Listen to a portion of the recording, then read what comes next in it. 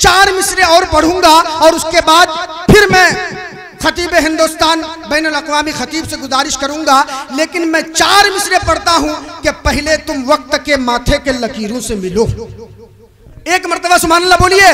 पहले तुम वक्त के माथे के लकीरों से मिलो, जाओ फुटपाथ के बिखरे हुए हीरों से मिलो।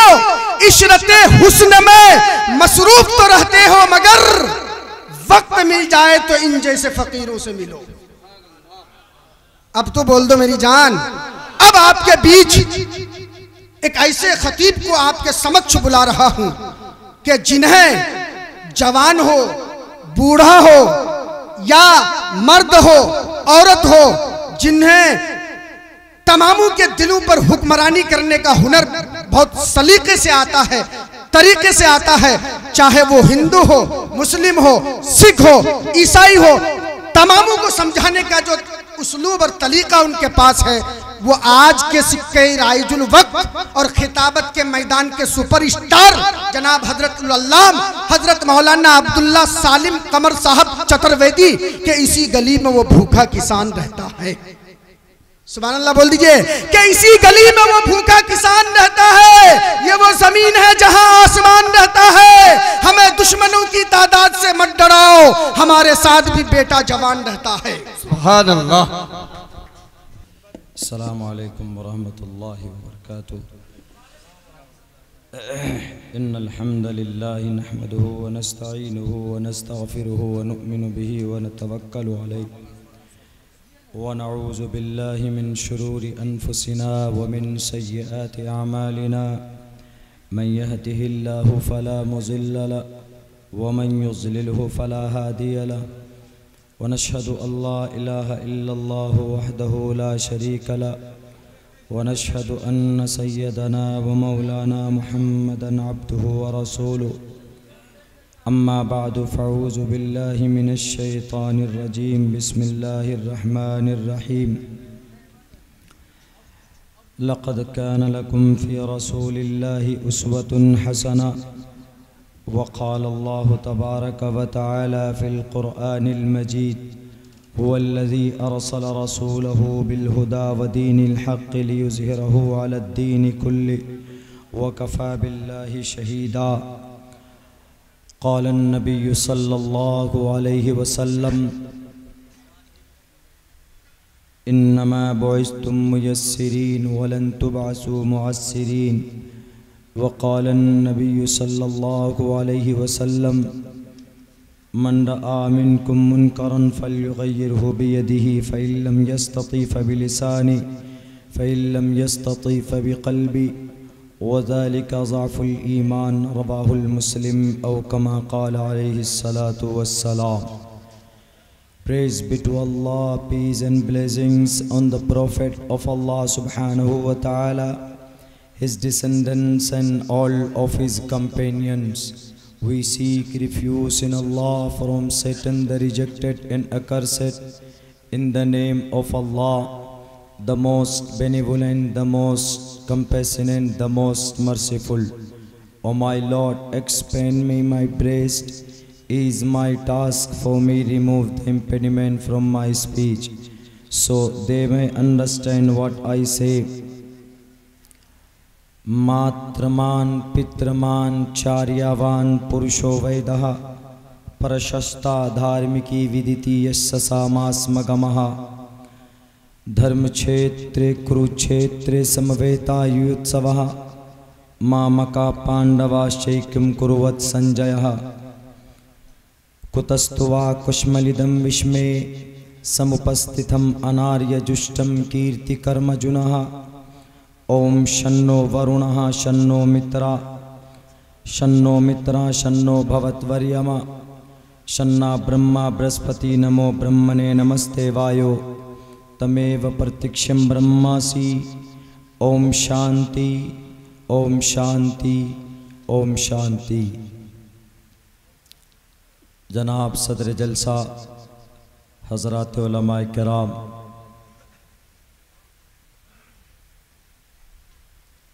गयूर मुसलमानों, पिंडाल में तशरीफ़ फरमा हमारी समाज के माँ और बहनों, और इस मजमे में शरीक हमारे सनातन धर्मी भाइयों,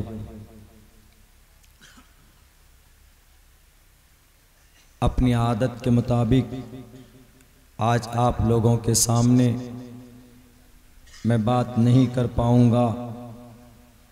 मजबूरी यह है कि मेरी आवाज़ कई रोज़ से फंसी हुई, और फिर जब आवाज़ इस दर्जे बैठी हुई हो तो फिर बात करना बहुत मुश्किल हो जाता है।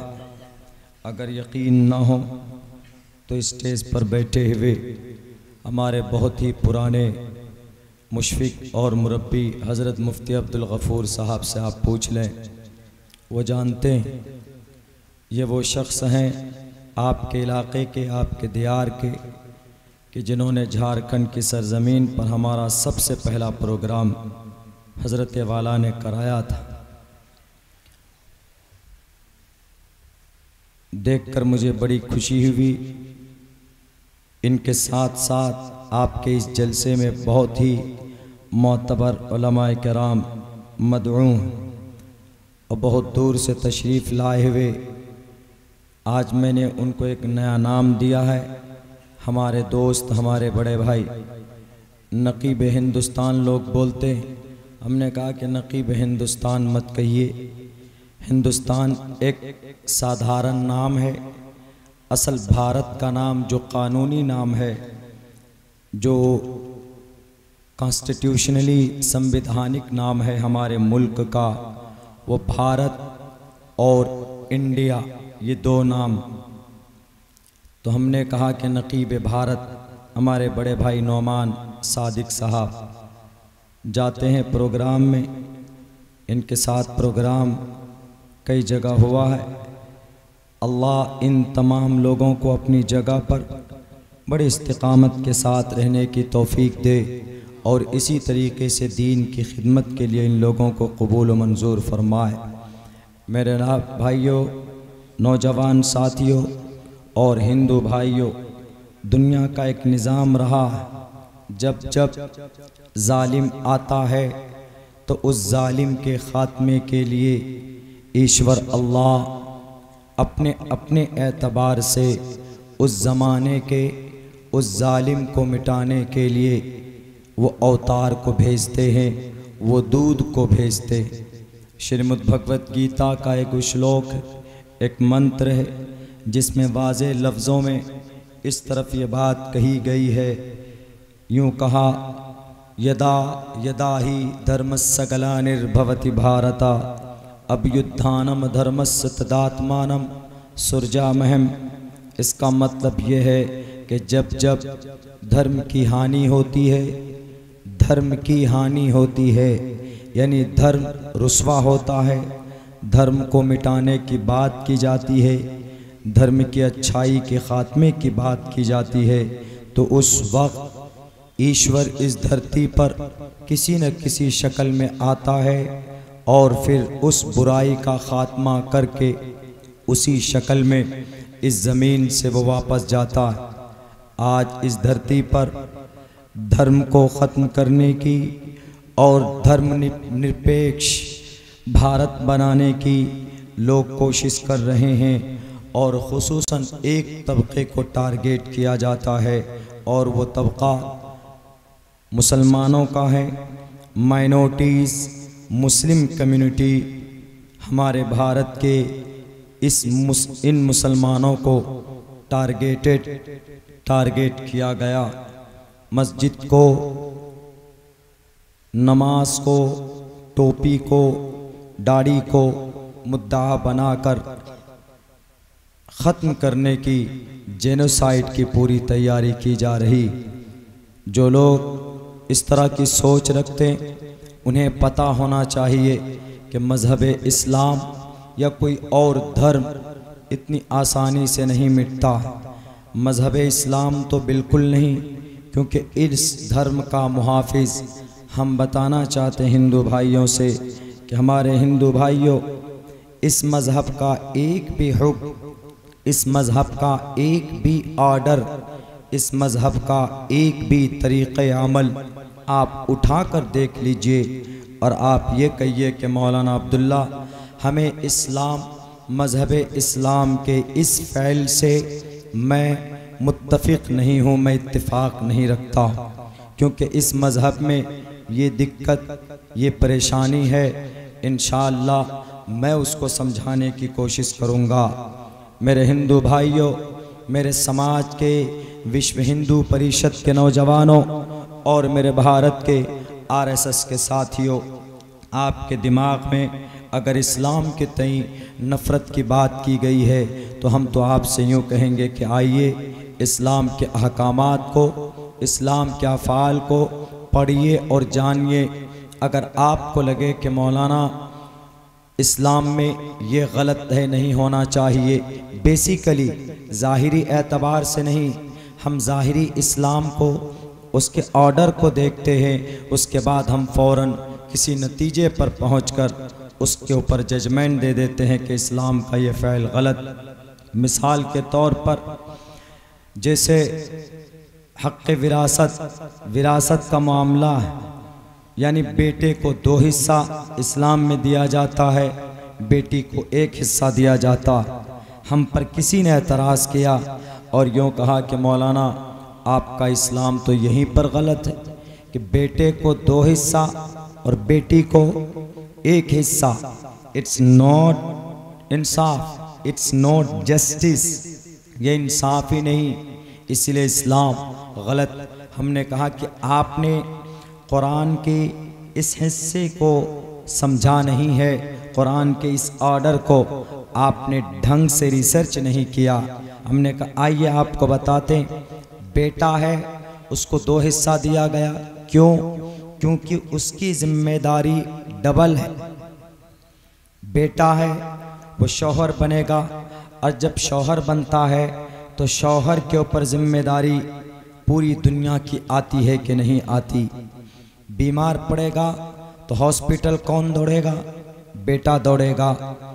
और अगर जेल की बात आए, थाने की बात आए तो कौन दौड़ेगा? मर्द दौड़ता है, बेटा दौड़ता है। यानी वो बेटा मर्द बनेगा, शौहर बनेगा। और कोई भी मामला हो, बीवी का खर्च कौन उठाएगा? ये बेटा उठाएगा। तमाम बीवी का नान नफ़क़ा, बच्चे की परवरिश, इसके ऊपर डबल खर्च है। पूरी फैमिली की जिम्मेदारी मर्द के ऊपर। इसलिए अल्लाह ने कहा कि जब उसकी जिम्मेदारी ड्यूटी डबल है तो इसीलिए उसको डबल मिलना चाहिए। रही बात बेटी, उसको 1 हिस्सा क्यों दिया गया? इसलिए 1 हिस्सा दिया गया क्योंकि उनकी कोई जिम्मेदारी नहीं। इसलिए जिम्मेदारी नहीं, जब उसकी शादी होगी तो उसका खर्चा किस पे आएगा? उसके शौहर पे आएगा। उसको वो बीमार पड़ेगी तो उसको उठाकर कौन लेकर जाएगा? उसका शौहर लेकर जाएगा। उसका तो कोई खर्च नहीं, बल्कि उसकी शादी होगी तो उसका जो महर आएगा तो किस पे आएगा? बीवी के ऊपर आएगा। उसको तो वैसे भी डबल हिस्सा हो गए, एक महर का हिस्सा आया और एक बाप के तरफ से हिस्सा दिया गया, तो यहाँ डबल हिस्सा हो जाता। ये हिकमत है कि मर्द को 2 हिस्सा, औरत को 1 हिस्सा। तो इसको आप इस हैसियत से मत देखिए कि इस्लाम में नाइंसाफ़ी है, इस्लाम में अदालत नहीं। आप पढ़िए, गौर कीजिए, तब जाकर आपको पता चलेगा कि इस्लाम में जो अहकामात, वो अहकामात मौलाना अब्दुल्ला के तरफ से नहीं, वो अफ़ाल, वो फ़ैसले किसी मुफ्ती का या आलिम दीन का नहीं है, बल्कि हमारे भारत के, हमारे हिंदू समाज के भाइयों, वो फैसला ईश्वर परमात्मा का। और हम सिर्फ इसलिए मुजरिम हैं क्योंकि हम धर्म परस्त हैं। हम पर एतराज़ होता है कि आप लोग सिर्फ धर्म करते हो। आप यकीन जानो कि धर्म का जितना तज़किरा और जितनी शिद्दत के साथ हमारे हिंदू भाइयों आपकी किताबों के अंदर मौजूद है, उतना इस्लाम में उतनी ताकीद के साथ जोर नहीं दिया गया। मैंने अभी आपके सामने एक मंत्र पढ़ा, श्रीमद् भगवत गीता का हर किसी बच्चे को मालूम हो सकता है। यदा यदा ही धर्मस्य ग्लानि, धर्म है, धर्म की बात कही गई। धर्मो रक्षति रक्षतः, दूसरा मंत्र धर्म की रक्षा करो, धर्म तुम्हारी रक्षा करेगा। तीसरा मंत्र मात्रमान पित्रमान चार्यवान पुरुषो वैदः, यहाँ पुरुषो वैदः, पुरुष के साथ वैद का लफ्ज़ इस्तेमाल हुआ है, लेकिन यहाँ पर भी धर्म के माने में इस्तेमाल हुआ। प्रशस्ता धार्मिकी, माँ बाप का धार्मिक होना जरूरी है। प्रशस्ता धार्मिकी विदिति यस्सा मास्मगमः, ये जो मंत्र है ये जो मैं पढ़ रहा हूँ, मात्रमान पित्रमान चार्यवान पुरुषो वैदः और प्रशस्ता धार्मिकी विदिति यस्सा मास्मगमः, ये सत्यार प्रकाश पंडित दयानंद सरस्वती की किताब का यह मंत्र, उसमें भी धर्म की बात कही गई कि धर्म जरूरी है और धार्मिक होना माँ बाप का कितना इम्पोर्टेंट है। और आप मनुस्मृति का उस मंत्र को ले लीजिए, भगवान धर्मस्तस्य हयाति कुरूलमा, यहाँ पर भी धर्म की बात कही गई कि धर्म के मुताबिक जिंदगी गुजारोगे तो यहाँ पर भी सुख चैन मिलेगा, और यहाँ के बाद जब जाओगे ईश्वर के पास तो वहाँ पर भी तुमको कामयाबी मिलेगी। तो धर्म की ताकीद हिंदू भाइयों की किताबों में ज़्यादा है, इस्लाम में इतनी ताकीद नहीं जितनी ताकीद हिंदू भाइयों की किताबों में। और एक जगह पर, एक नहीं बल्कि 3 जगह पर, और गीता का पहला श्लोक, गीता का पहला मंत्र, श्रीमद् भगवत गीता का धर्म की बात कही गई। मैंने पढ़ा अभी खुतबे में, माँ धर्म क्षेत्र, धर्म क्षेत्र कुरुक्षेत्र समवेता योत्सव, मामका पांडवाशै किम कुर्वत संजय, कुतस्तवा कश्मलिदम विश्वे समुपस्थितम अनार्य जुष्टम कीर्ति कर्मजुना। और ये भी कहा कि धर्म के नाम को लेकर उसका मिसयूज मत करो, उसको सही रास्ते पर लाकर लोगों को बताओ, और धर्म का जो उपदेश हो और धर्म का जो फरमान हो उस पर अमल करो, लोगों को बताओ। यही काम अंबिया किराम ने किया था। हजरत आदम ने ला इलाहा इल्लल्लाह मुहम्मद, ला इलाहा इल्लल्लाह आदम, ला इलाहा इल्लल्लाह मुहम्मदुर रसूलुल्लाह। आदम की पैदाइश से पहले आदम आए, लेकिन इसी एक वैदानियत की तबलीग की, इसी एक धार्मिक पहलू की तबलीग की।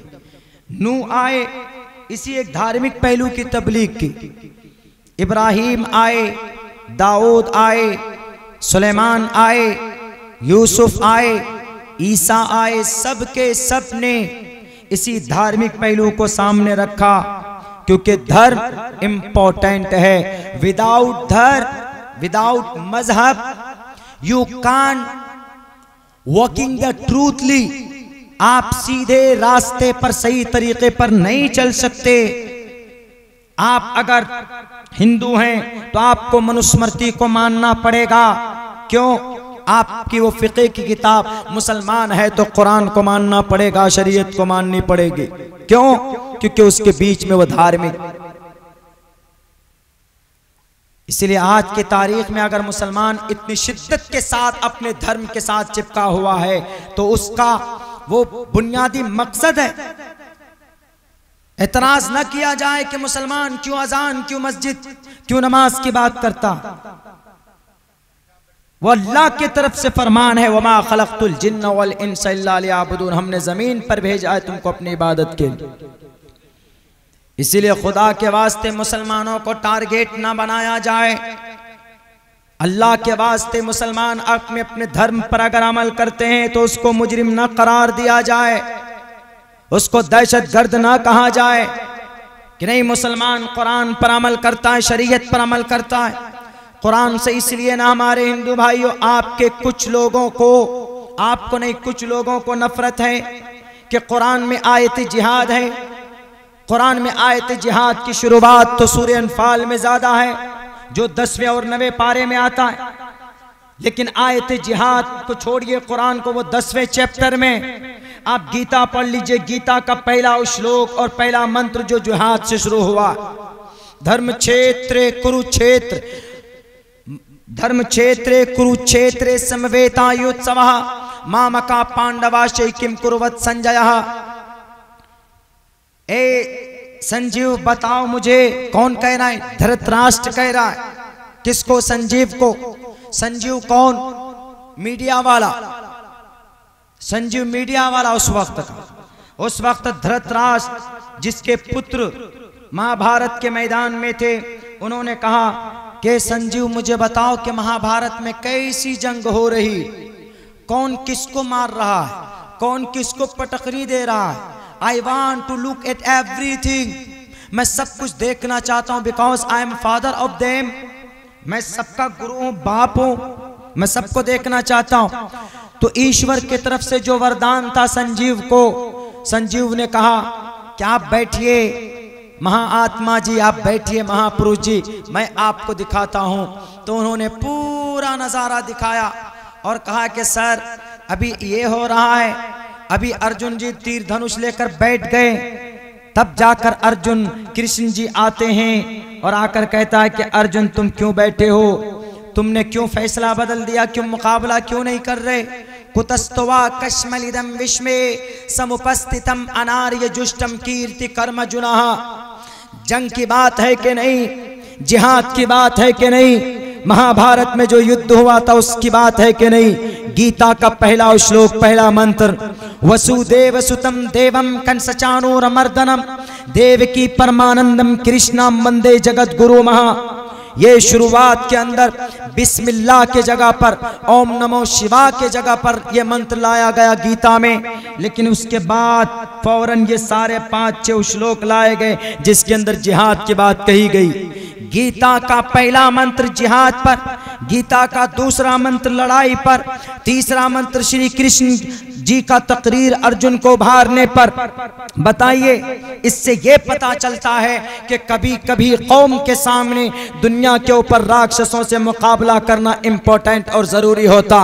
हाथ में हाथ धरे बैठे रहे, चूड़ियां पहनकर जुल्म के जालिम के सामने नहीं बोले तो फिर वो इंसान नहीं, वो गधा है। हजरत अबू बकर सिद्दीक रजी अल्लाह ताला अन्हु एक मौके पर एक यहूदी को मारा थप्पड़। वो शिकायत लेकर मोहम्मद रसूलुल्लाह के पास पहुंचे। मोहम्मद रसूलुल्लाह से उस यहूदी ने कहा कि हमको अबू बकर सिद्दीक ने मारा है। उन्होंने कहा कि तुम भूल गए हो, अबू बकर सिद्दीक नहीं करते ये काम, मारने का तोड़ने का काम उमर फारूक का है, उनसे शैतान भी दुम दबा कर भागता है, ये काम उनका होगा। तो उन्होंने कहा कि नहीं सर, मैंने देखा है वो अबू बकर सिद्दीक ही थे। कहा पकड़ कर लाओ। अबू बकर सिद्दीक लाए गए अल्लाह के नबी के पास और यूं कहा कि अबू बकर सिद्दीक तुमने इनको थप्पड़ मारा? कहा हाँ अल्लाह के नबी मैंने मारा है। कहा तुम्हारा तो काम नहीं है ये। कहा कि अब बताइए, मेरे सामने आपके खिलाफ बोल रहा है, ए मोहम्मद मेरे सामने आपकी तौहीन कर रहा है, आपके खिलाफ बकवास कर रहा है, मैं कैसे खामोश बैठ सकता हूं?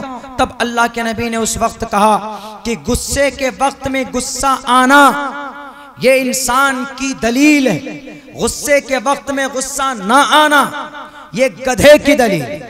ये अपनी तरफ से मैं तौजीह और तशरीह कर रहा हूं, मैं बता रहा हूं, इशारा अल्फाज दूसरे, यानी गुस्सा आए गुस्से के जगह पर तो जरूरी, लेकिन गुस्सा ना आए, खामोश रहे, बोलना बोलने के वक्त में जरूरी है। जैसे कल भी बोला था, मैं आज भी बोलता हूं, हमारे बहन कटियार की धरती पर आजमनगर पर माहनूर बेटी वो 14-15 साल की रही होगी, 5 साल तक उसका अगवा किया गया, उसकी इज्जत लूटी गई, सामूहिक बलात्कार किया गया और फिर उसके गले में पट्टा डालकर उसको दबोच कर मार दिया गया।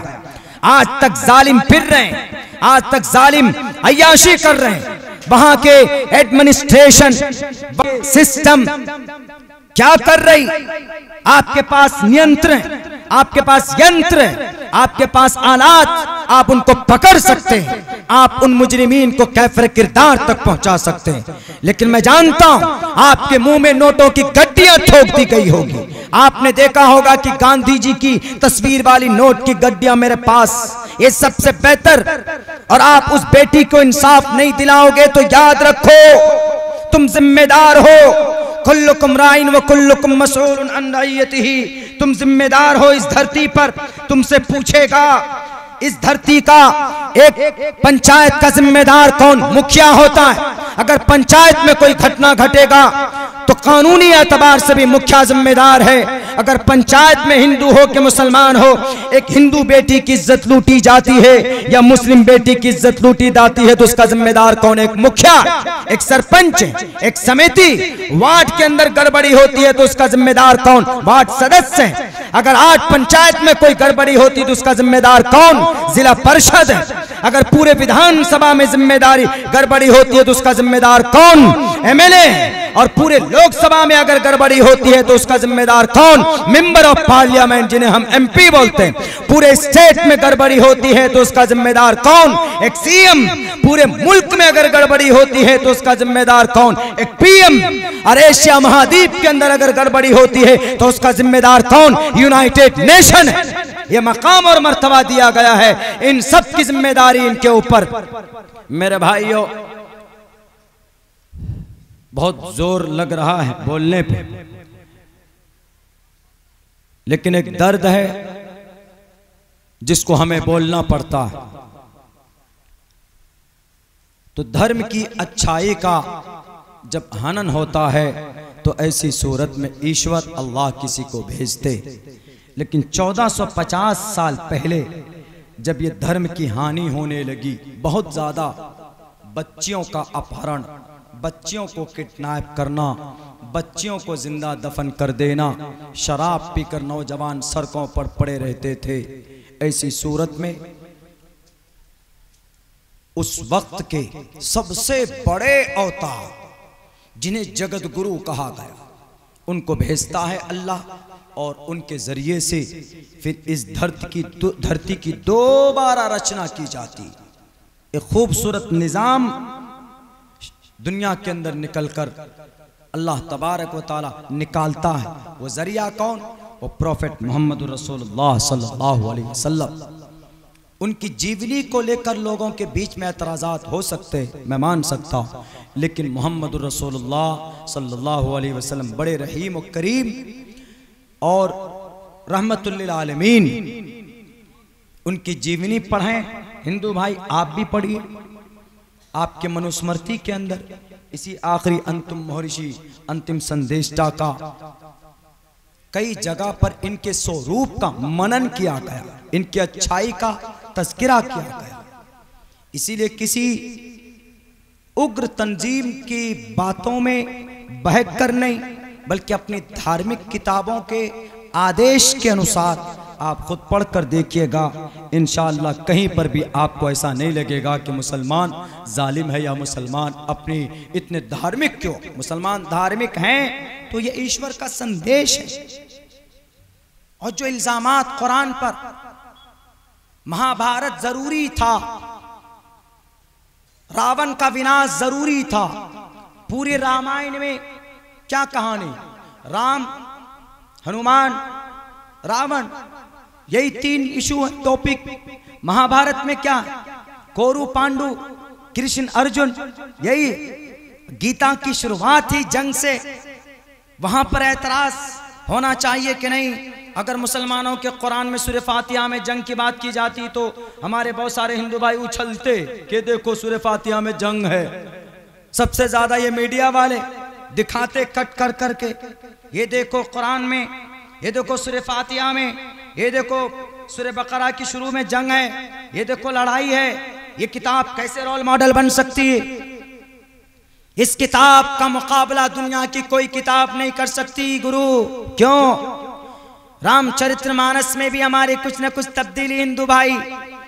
गीता, ये वेदात तो मिलते नहीं है, अच्छे पैगामात वेदात में, गीता में, मनुस्मृति में। मैंने अभी जो आपके सामने मंत्र पढ़े उनमें से 3 मंत्र का ताल्लुक मनुस्मृति से, 2 मंत्र का ताल्लुक सत्यार प्रकाश से, बल्कि 3 मंत्र का ताल्लुक सत्यार प्रकाश से, 1 मंत्र का ताल्लुक गीता से, श्रीमद् भगवत गीता से। अच्छी बातें ही तो कही गई उसके अंदर, लेकिन कुरान करीम आप आगे बढ़ाएंगे अज़ अव्वल ताखिर, कोई तब्दीली नहीं, कोई तगय्युर नहीं, कोई तबद्दुल नहीं। इसीलिए अल्लाह तबारक व तआला ने कहा वल्लज़ी अरसला रसूलहु बिल हुदा, ए मोहम्मद मैंने आपको हिदायत दीन, बेहतर दीन देकर भेजा। अब अगर नमाज की बात, अब अगर ज़कात की बात, रोज़े की बात की जाती है कुरान के ज़रिए से, तो ये किसी मुसलमान के तरफ से नहीं, वो बाय गॉड अल्लाह के तरफ से है। और अल्लाह ने यूँ कहा कि हम इस्लाम को पसंद करते हैं, इन्नद्दीन इंदल्लाहिल इस्लाम। इसीलिए हम लोग मजबूर हैं, अल्लाह के तरफ से अल्लाह ने हमको रचना ही इसलिए किया है कि हम उनकी भक्ति करें। और सबसे बेहतर निज़ाम कुरान में ही है, क्योंकि दुनिया की किसी भी खित्ते का कुरान उठा लो, कोई तब्दीली नहीं, कोई तगय्युर नहीं, कोई नुक्ता नहीं, कोई शक नहीं। अपने अपने एक एक इंट्रोडक्शन इंसानों के बीच में ये कुरान रख सकता। मेरे भाइयों, मेरी आवाज़ बहुत ज़्यादा साथ नहीं, कल भी एक प्रोग्राम में पहुंचना है हमको, बहुत दूर से तशरीफ़ लाए यहाँ पे जेके मीडिया वाले और भी मीडिया वाले हैं सब। बहुत से लोग, कुछ लोग इन मीडियाओं पर भी एतराज़ कर देते कि मीडिया नहीं होना चाहिए, बल्कि आज के ज़माने के एतबार से इन मीडिया का होना ज़रूरी। यूट्यूब चैनल वाले, इंटरनेशनल मीडिया वाले तो है ही नहीं। हमारे उलामा में वीडियोग्राफी का, फोटोग्राफर का 2 रास्ता है।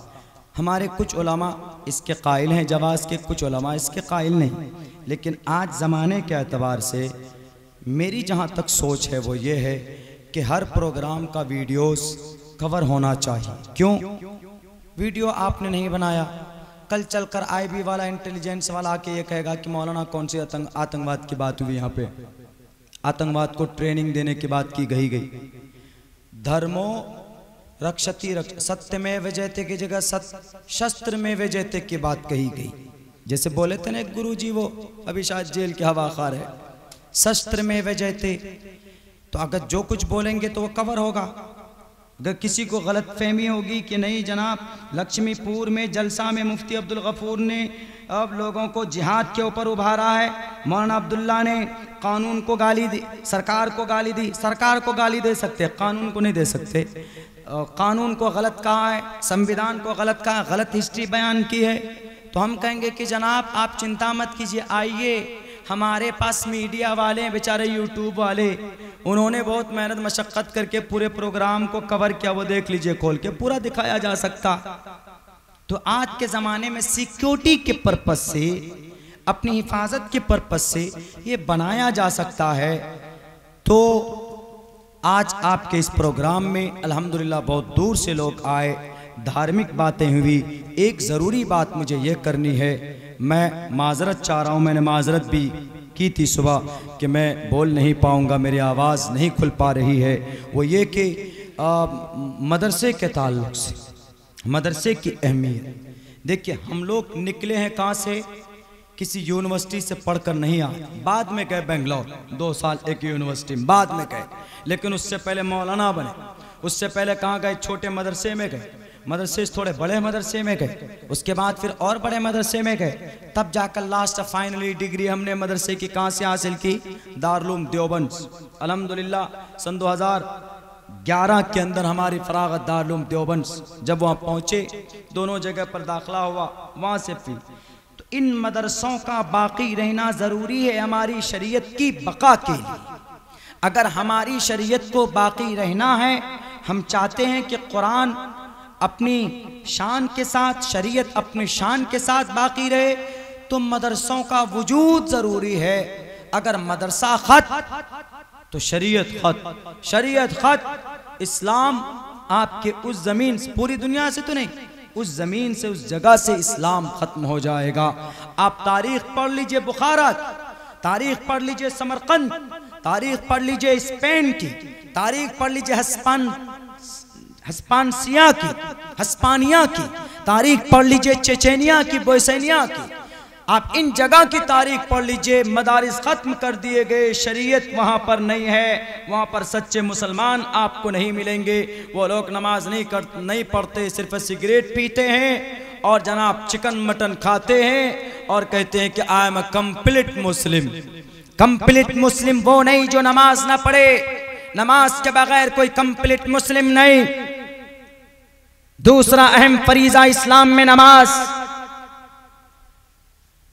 नमाज के बगैर कोई अल्लाह का वली नहीं बन सकता। नबी की जिंदगी में नमाज थी, विदाउट नमाज, नमाज it is a compulsory duty for every Muslim. हर एक मुसलमान के लिए नमाज एक जरूरी ड्यूटी है। And 5 times a day to offer him salah because there are 5 pillars of Islam। इस्लाम के 5 पिलर हैं, उनमें से एक pillar and secondly to offering salah 5 times a day, 5 वक्त की नमाज पढ़ना जरूरी।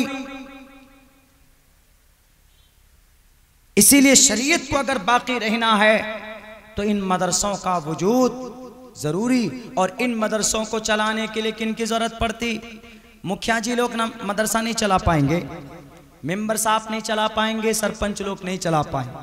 वो लोग ब्लॉक में मनरेगा की फील्ड को चला पाएंगे और जनाब इंदिरा आवास का या सरकारी योजनाओं को चला पाएंगे जितने अच्छे से, तो और कोई नहीं चला पाएगा। इन मदरसों को चलाने के लिए टोपी और दाढ़ी वाले की ज़रूरत पड़ेगी, यानी एक हाफिज़ की, एक कारी की, एक आलिम दीन की ज़रूरत पड़ेगी, जिनको हम उनके शान के मुताबिक उनकी इज़्ज़त नहीं करते। अल्लाह से दुआ कीजिए कि अल्लाह तबारक व ताला, चूँकि हमारे बाद और भी एक चतुर्वेदी साहब हैं अब्दुल करीम साहब, वो भी आएंगे और हम सब के पीर व मुर्शिद अभी आखिर में आएंगे इस जलसे में। इंशाअल्लाह उनकी भी कीमती बातें समाअत करनी। बहुत बहुत शुक्रिया। जज़ाकल्लाह। अस्सलामु अलैकुम व रहमतुल्लाहि व बरकातुहू। लीजिए भाई, ड्यूटी पूरी कर दी हमने, बहुत कम वक्त दिया। अरे आप हैं यहाँ। हजरात, एक पैगाम हजरत मौलाना अब्दुल्ला सालिम कमर साहब ने दिया। सीखा ही नहीं हमने नफ़रत का सबक यारो, सीखा ही नहीं हमने नफ़रत का सबक यारो। हम लोग तो दुश्मन से भी नफ़रत नहीं करते, एजाज जान देते हैं अपने ही वतन पर। हम लोग सियासत की तिजारत नहीं करते। दोस्तों, हमारा काम मोहब्बत बांटना है। जहाँ तक पैगाम जाए, ये मोहब्बत के पैगाम बांटने का नाम ही अब्दुल्ला सालिम चतुर्वेदी है।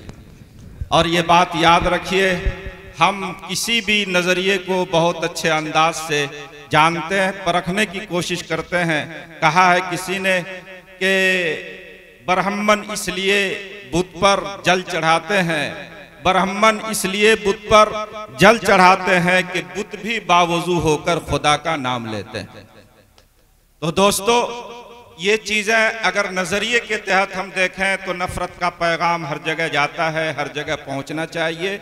उसी नफ़रत, उसी मोहब्बत का पैगाम देने के लिए स्टेज पर ज़रूरत पड़ती है वेद के जानने वालों की।